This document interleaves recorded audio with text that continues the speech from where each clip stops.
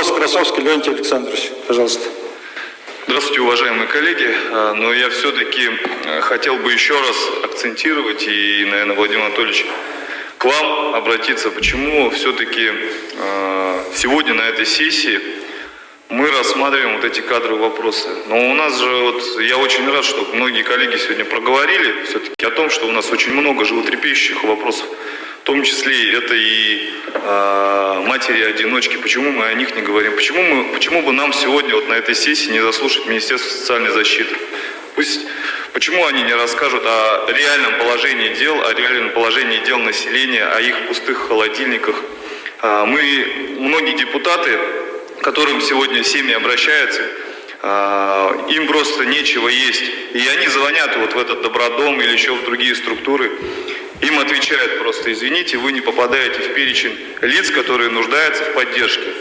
Или же другая ситуация. Звонят, им говорят: подождите 4-5, а то и неделю. Они отвечают, что детей сегодня уже нечем кормить.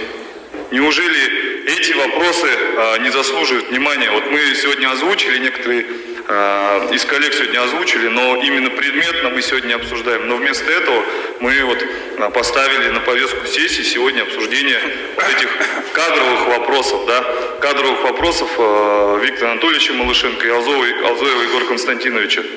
Да, возможно, вы себя будете успокаивать тем, что уговаривали наших коллег там написать заявление по собственному желанию там с председателя, а потом мы вас замом там переизберем, возможно.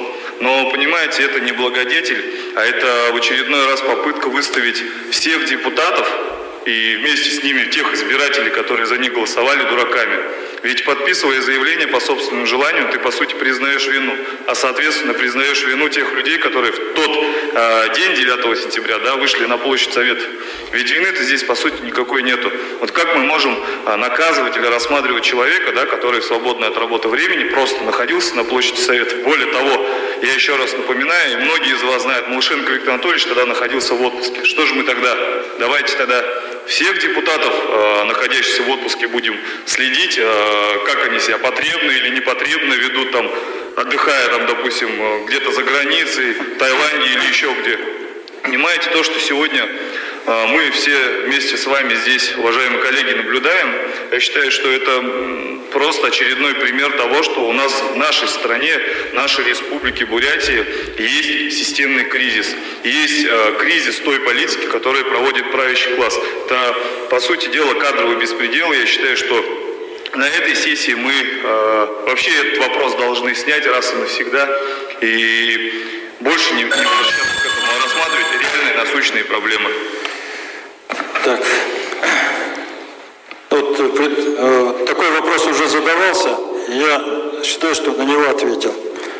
Если при формировании повестки и включении данного вопроса были нарушения, вправе обратиться в регламентную группу вам, даст ответ.